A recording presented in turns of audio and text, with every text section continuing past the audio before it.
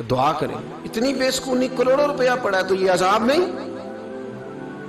کوئی ضروری ہے کہ پتھر ہی برسیں گے تو سمجھ آئے گی؟ یہ جو سگا بیٹا بوڑھے باپ کے قریب سے گزر جاتا ہے، سلام نہیں لیتا، تو اس کو عذاب نہیں سمجھتے؟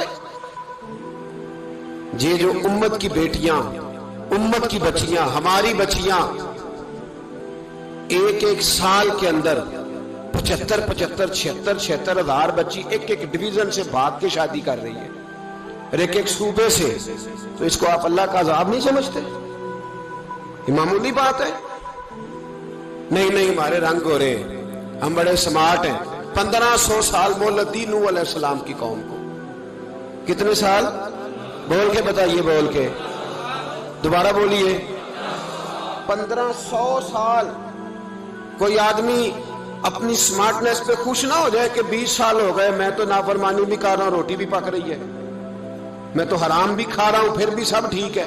1500 سال مہلت دی. پھر حضرت نوح کہنے لگے اللہ میں نے تو بڑا سمجھایا، نہیں باز آتے. تو رب کریم نے فرمایا کشتی بناؤ. اللہ کے پیغمبر کشتی بنانے لگے تو قوم مذاق اڑانے لگ گئی. اب کیا کرنے لگے ہو؟ اب کشتی بنانے لگے ہو، خیر تو ہے، قوم مذاق اڑا رہی ہے.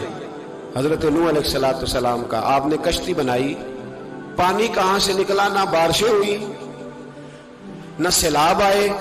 ایک تندور تھا، اس کے اندر سے پانی نکلنا شروع ہو گیا. کبھی تندور سے بھی پانی نکلا ہے، پر جب نکالنے والا چاہتا ہے تو وہاں سے بھی ایک تندور سے پانی نکلا. اتنا نکلا، اتنا نکلا، اتنا نکلا کہ قوم ساری ڈوب گئی. قرآن مجید کے صفحات شہادت دیں گے کہ حضرت نوح کی قوم کا بچہ بہ گیا. بچے صرف وہ تھے جو حضرت نوح کے ساتھ ہو گئے، تباہ ہو گئی. اللہ بے نیاز ہے، بے نیاز. 1500 سال مہلت ملے اور تو پھر بھی کہے رب بڑا کریم ہے، معاف کر دے گا. 1500 سال تجھے گنجائش دے اور تو کہے کوئی نہیں، بات معافی ملنی چاہیے ابھی بھی. میرے بھائی، حضرت صالح علیہ السلام کی قوم، حضرت صالح نے تبلیغ شروع کی تو کہنے لگے پہلے معجزہ دکھاؤ. جی آج تو نہیں لوگ معجزے مانگتے، آج بھی لوگ کرامتے اور معجزے. اللہ معاف کرے، جو چیزیں معجزہ تو ہو نہیں نہ سکتا، لیکن آج بھی لوگ، آپ یقین کریں، کہتے ہیں یہ بڑی نمازیں پڑھتا ہے تو پھر بخشا کیوں نہیں گیا، پھر کیوں نہیں منو سلوا کیوں نہیں اترا اس پر، پھر میں بھی اسی طرح ہی ہوں، کیا اس کے اندر خوبی آ گئی؟ مولوی بھی ویسے ہی ہے، صوفی بھی ویسے ہی ہے. لوگ مانگ نہیں رہے، لوگ دلیلیں مانگ نہیں رہے، ابھی بھی لوگ بحث نہیں کرتے. کیا فرق آ گیا جی؟ ویسے ہی ہیں سارے. اللہ تعالیٰ سے ڈرنا چاہیے. ہمیں سامنے والے کی طرف دیکھ کر صحیح ہونے کا حکم نہیں ہے، ہمیں اپنی اصلاح کا حکم ہے. اپنی طرف دیکھ کے اپنے آپ کو ٹھیک کرنے کا. الزام لگا کے گزر جانا، اس کا کوئی مطلب. سنو اور یاد رکھو، حضرت صالح علیہ السلام سے کہنے لگے پہلے معجزہ دکھائیں. تو حضرت صالح علیہ السلام نے فرمایا اونٹ کہاں سے پیدا ہوتے ہیں؟ کہا اونٹنی کے بطن سے. فرمایا آؤ میں تمہیں پہاڑ کے اندر سے اونٹنی پیدا کر کے دکھاتا ہوں. کہاں سے؟ پہاڑ کے اندر سے. حضرت نوح ساتھ لے کے گئے تو پہاڑ کے اندر سے اونٹنی نکلی، اور اونٹنی بھی گابن تھی، اس کے پیٹ میں بچہ. اور اونٹنی اتنا دودھ دیتی تھی کہ ساری بستی دودھ پی جاتی تھی، پھر بھی دودھ بچ جایا کرتا تھا. لیکن حضرت نوح علیہ السلام نے فرمایا اب تم نے دیکھ تو لیا یہ اسے، یہ جتنا دودھ دے گی روٹی بھی اتنی کھائے گی. ایک دن تم سارے پانی پیو گے، ایک دن یہ سارا پانی پیا کرے گی. ایک دن تم سارے باقی جانوروں کو گھاس کھلاؤ گے، ایک دن یہ اونٹنی. اور اونٹنی کا نام کیا؟ ناقۃ اللہ، اللہ کی اونٹنی. کس کی اونٹنی؟ نام کیا ہے؟ اللہ کی. یہ اللہ کی اونٹنی ہے. تو حضرت نوح علیہ السلام کی اونٹنی. فرمایا اس کی بے ادبی نہ کرنا. باز نہیں آئے لوگ، باز نہیں آئے. کہنے لگا جی دودھ دینا تو ٹھیک ہے، پر یہ جو سارا پانی پی جاتی ہے نا یہ صحیح نہیں. یہ جو ساری گھاس کھا جاتی ہے یہ نہیں ٹھیک. دودھ دینا تو ٹھیک ہے پر یہ نہیں صحیح. آپ نے فرمایا اسے کچھ نہ کہنا، اللہ کی اونٹنی ہے. میں کہا کرتا ہوں ان لوگوں نے ناقۃ اللہ کی بے ادبی کی. حضرت نوح علیہ السلام کی اونٹنی کی ٹانگیں کاٹ دی، صالح علیہ السلام کی. اور دیکھو اللہ بڑا بے نیاز ہے، اگر پیدا کرنا جانتا ہے تو حفاظت کرنی نہیں جانتا. لیکن رب کریم نے فرمایا نہ کرنا. انہوں نے ان کی پیر کاٹ دیے، کانوں پہ چھریاں لگائیں. اونٹنی جب مر گئی اونٹنی اللہ تبارک و تعالیٰ کی وہ اونٹنی جب مر گئی تو حضرت صالح علیہ السلام کی قوم پر رب کریم نے زلزلہ بھیجا. اذا زلزلت الارض زلزالہا، جب زلزلے آئیں گے اور جب ان کا زلزلہ آنا زلزلہ آتا ہے نا، کیا کرتی ہے قوم؟ لا الہ الا اللہ، لا الہ الا اللہ، کلمے جاری ہو جاتے. بلکہ ایک دفعہ ایسا بھی ہوا کہ مسجدوں میں اعلان ہونے لگے زلزلہ آ رہا ہے. جو فجر کے لیے نہیں اٹھے زلزلے کے لیے وہ بھی اٹھ گئے. جن کا دعویٰ ہے نا میری سویرے آنکھ نہیں کھلتی، ان کی لگی نہیں کتنے گھنٹے، بعد میں بھی نہیں لگی.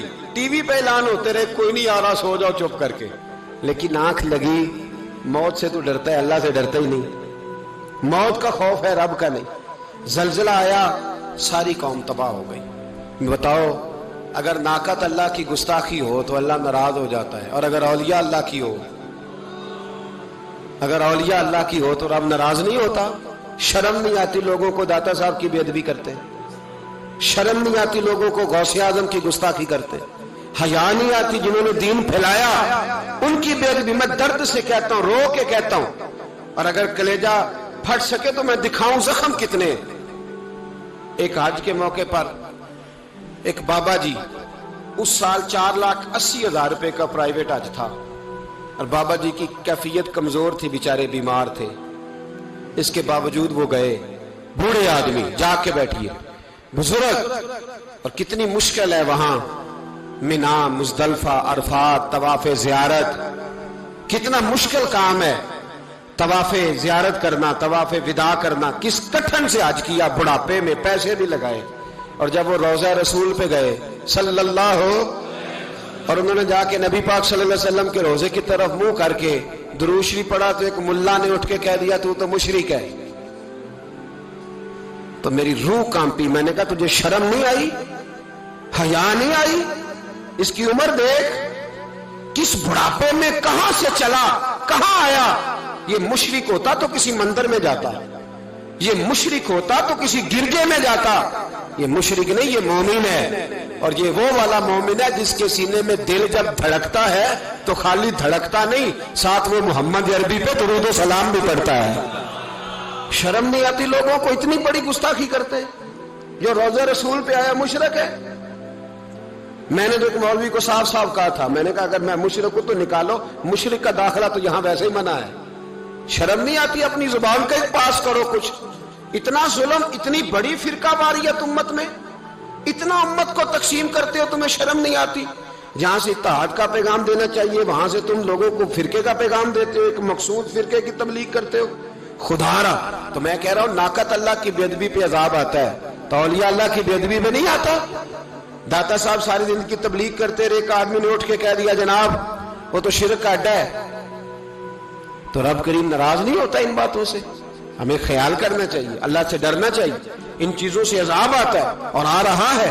اللہ تعالی ہمیں محفوظ فرمائے. اللہ ہمیں اس سے، قوم لوط پہ بھی عذاب آیا. ہم جنس پرستی، مرد مردوں سے بدکاری کرتے ہیں. حضرت نوح نے سمجھایا کہ یہ کام درست، فطرت کے خلاف ہے، یہ کام درست نہیں. جب انسان یہ کام کرتا ہے تو زمین اور آسمان کانپتے ہیں. اب میں کیسے کھول کے بتاؤں؟ میرے پاس اعداد و شمار ہیں کہ پاکستان کے اندر اس کام کی کیفیت کیا ہے اور کس طرح کر کے لوگ. میں تو رونا روتا رہتا ہوں داڑھی کا. لوگ کئی دفعہ کہتے ہیں حضرت صاحب پہلے بھی آئے تھے تو داڑھی کی بات، پھر بھی آئے تو داڑھی کی بات. تو میں رونا روتا ہوں، اس لیے روتا ہوں کہ جو کلین شیو نوجوان ہوتا ہے وہ امرد کے حکم میں ہے، اس پر وہی حکم لگتا ہے جو عورت پہ لگتا ہے. اس کے ساتھ مرد کا اٹھنا بیٹھنا اسی طرح ناجائز ہے جس طرح عورت کے ساتھ. حضرت جنید بغدادی رحمت اللہ تعالیٰ علیہ کے سامنے ایک شخص نے کہا وہ کتنا خوبصورت نوجوان جا رہا ہے، تو آپ فرمانے لگے تو حافظ قرآن نہیں؟ کہا ہاں. فرمانے لگے جا اپنے حفظ کی خیر بنا. وہ شخص کہتا ہے میں نے اس بغیر داڑھی والے کلین شیو نوجوان کو بری نظر سے دیکھا، مجھے قرآن پاک ہی بھول گیا، سارا قرآن پاک بھول گیا. اور کتنے سال میں دعائیں کرتا رہا، بیت اللہ کے طواف کرتا رہا، میں یاد بھی کرتا تو نہیں ہوتا. کیسے اب تو ہمارا نعت کہاں بیوٹی پارلر سے ہو کے آتا ہے. ہم کسی اور کو کیا پیغام دیں؟ وہ پیغام، وہ نظام وہ طریقہ کار جس کا حکم تھا شریعت میں. قوم لوط پر عذاب آیا. صحیح بیٹھتے ہوں گے بچے جو موٹر سائیکلوں پہ بیٹھتے ہیں. میں نے گجرانوالہ کی سڑکوں پہ بچوں کو, نوجوانوں کو جو تماشے کرتے سر عام دیکھا ہے تو مجھے ڈر لگتا ہے. اور کوئی روکنے والا نہیں, شغل ہو رہا ہے, ہنس رہے ہیں, اور سامنے عورتیں بھی ہیں, سب ہو رہا ہے.